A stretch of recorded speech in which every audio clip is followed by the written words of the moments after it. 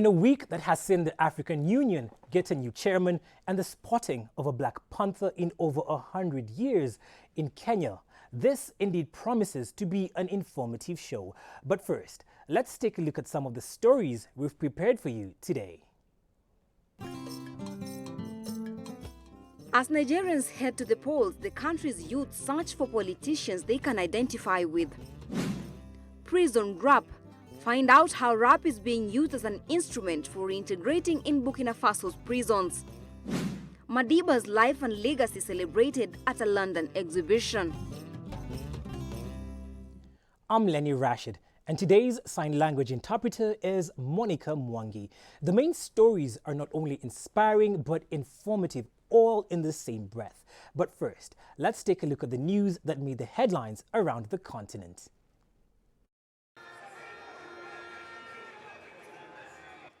Nigerian President Muhammadu Buhari and his All Progressive Congress Party held a pivotal rally in the heart of Lagos ahead of this week's presidential election.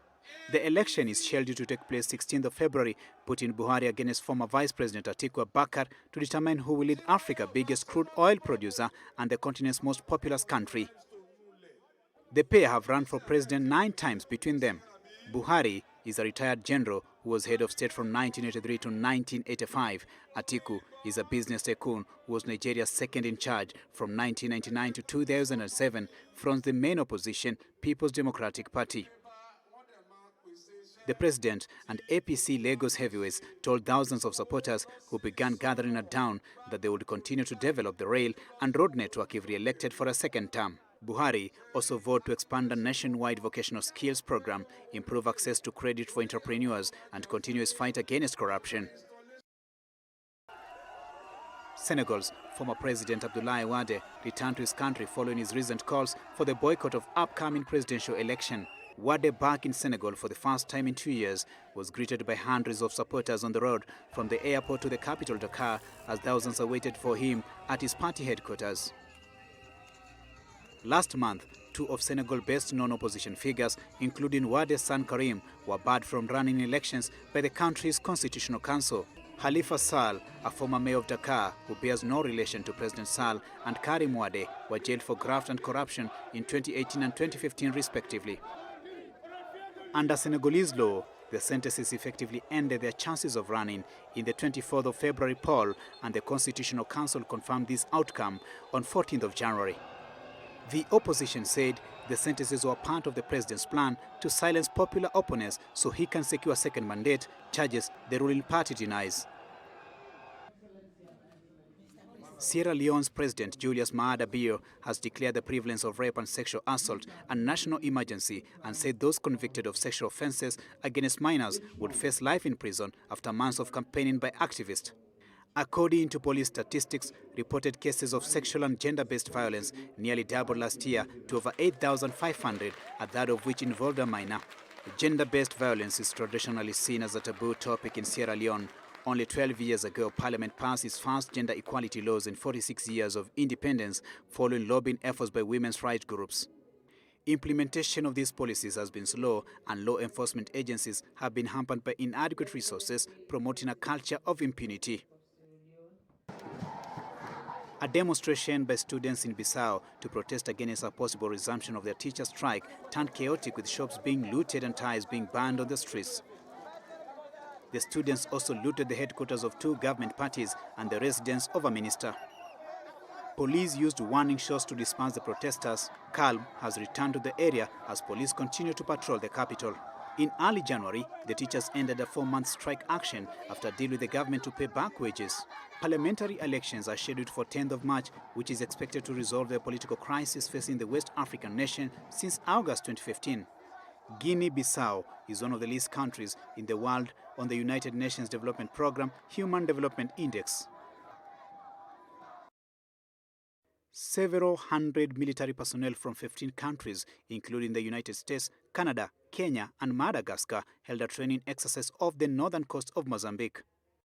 The annual maritime exercise, held from 30th of January to 6th of February, aims at improving coordination against drug smuggling, human trafficking, and illegal fishing that allegedly funds extremists in East Africa and the Indian Ocean. Nigerians head to the polls on the 16th of February with hopes of electing a new president. Even though those under 25 make up 60% of the population, politics remains largely an old man's game. There are some exceptions though, such as successful pop singer Banky W, who's seeking to break the mold. Banky W, whose full name Olubankole Wellington, has neither political experience nor heavyweight backing, but this doesn't faze him. His stated goal is to inspire a young generation of Nigerians to bring dramatic change to a country struggling with systemic corruption, poverty, and jihadist violence. A well-known singer in Nigeria, Banky W may not know much about politics, but he does know how to engage with young audiences. At 37 years old, he's a fresh face compared to many Nigerian politicians. He is hoping his candidacy in the upcoming general election will help get young people interested in politics. The younger generation in Nigeria, we're not doing anything. We're talking, but we're not doing anything.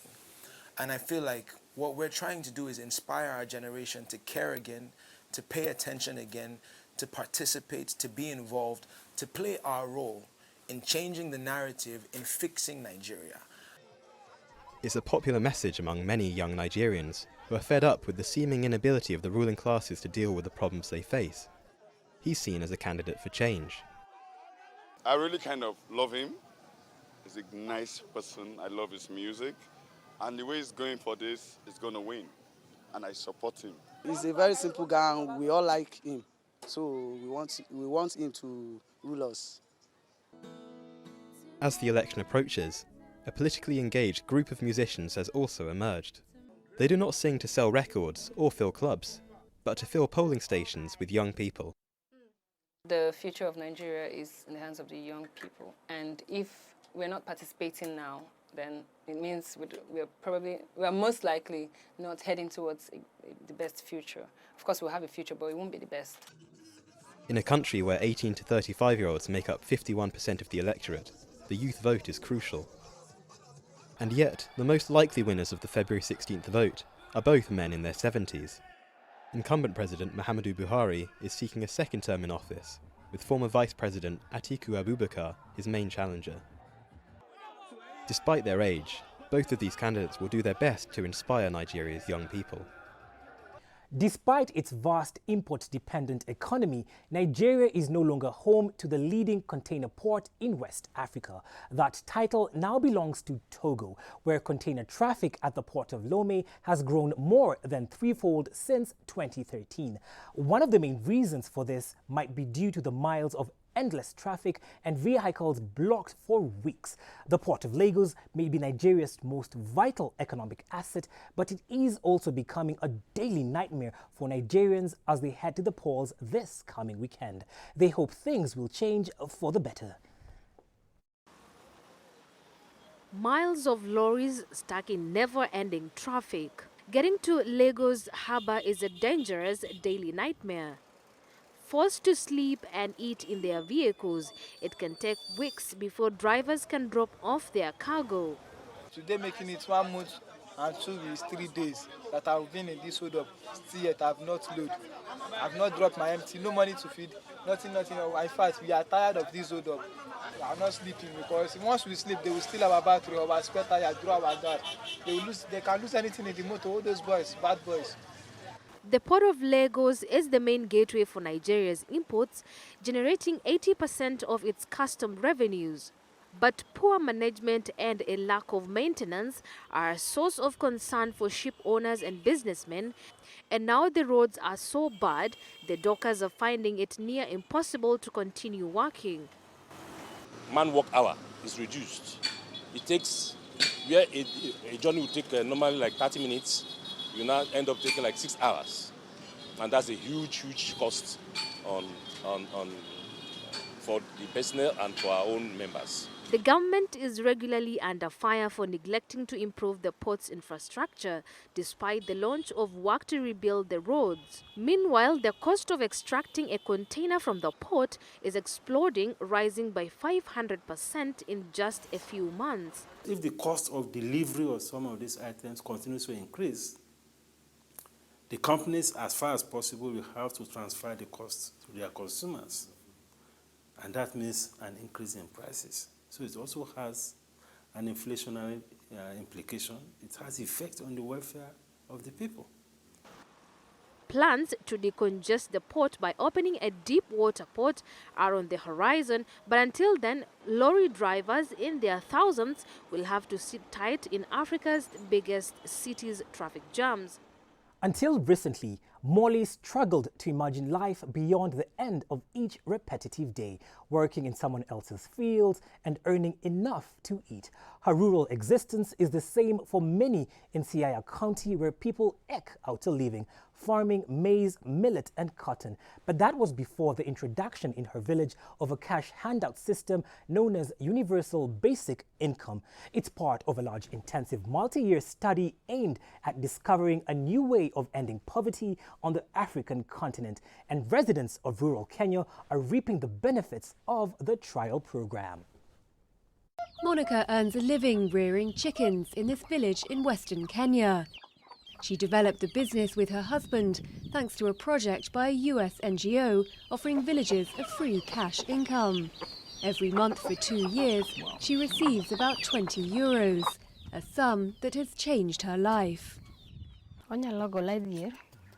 This money will take me out of poverty because after having fulfilled all my dreams, I can then invest my savings in my business and grow it, and I'll have a better life.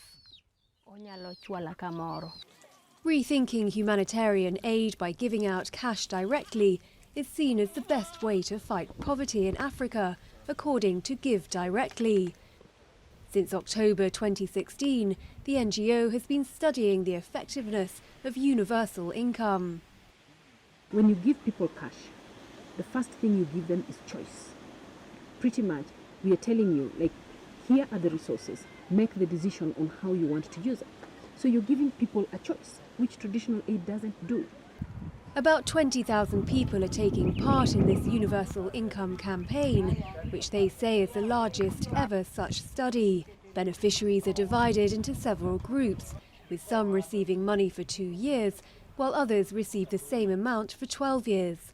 Despite fears that the money may not be put to good use, villagers insist the cash will not be squandered. How would you buy something with 2,000 shillings, which is only enough to feed you? How can you buy useless things?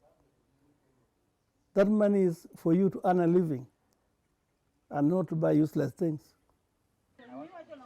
According to the World Bank, over a third of Kenyans live below the international poverty line of $1.90 a day.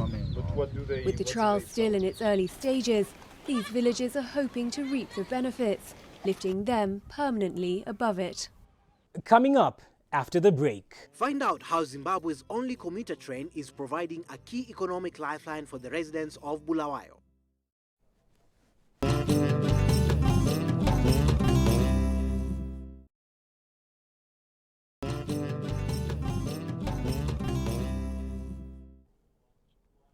Welcome back to Africa Focus.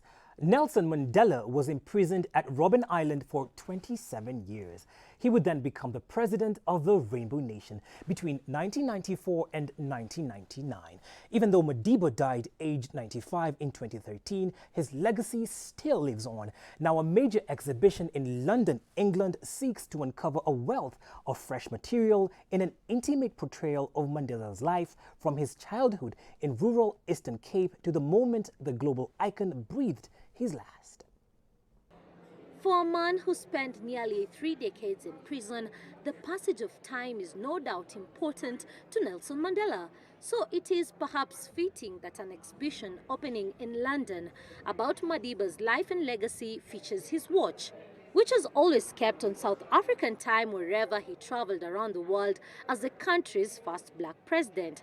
My grandfather, during his presidential years, he wore a watch, a Philip Patek watch, and I've made that watch available because he gave me that watch, and I think he was such a committed person and always on time and always held up time, and he was never late for any commitment. Even when he traveled abroad, his watch remained on South African time, which we found hilarious as a family. But that watch is also here on display. The interactive exhibition takes a journey through Mandela's life, including his upbringing in rural Eastern Cape as the son of a chief, his 27-year incarceration, and the end of apartheid when he became president in 1994. Mandela died in 2013, aged 95. Madiba may no longer be with us, but the fight continues. We need to champion the work that he represented. He was a global icon for justice, peace, and fought for human rights. And we need to take the stand to speak out. It features previously unseen footage alongside more than 150 artifacts, such as clothes, campaign posters, and travel documents on loan from the family of the Nobel Prize winner, and museums and archives worldwide. Mandela said the show was an important tribute to a global icon of justice, and he hoped it would inspire a sense of action and accountability in younger generation. It is critical for us to remember this person, to learn from his lessons, to learn from his legacy. It's our generation's responsibility to ensure that we record history for generations to come, to understand the character and to understand the glorious human achievement of Nelson Mandela. London is the first city to host the touring show Mandela, the official exhibition before it's permanently mounted in Mandela's birthplace, Mvezo. Chugging through townships, maize fields and scrubland as the sun rises, Zimbabwe's only commuter train is cheap and reliable, two qualities that its passengers cherish in a downwards spiraling economy. Each morning, sleepy travelers walk to the tracks and clamber aboard before the train leaves the Caudray Park settlement at 6 a.m. on its 20-kilometer journey into Bulawayo, the country's second city. Waiting to catch the so-called Freedom Train, passengers gather at this informal station in Caudray Park each day to take the only commuter train in Zimbabwe.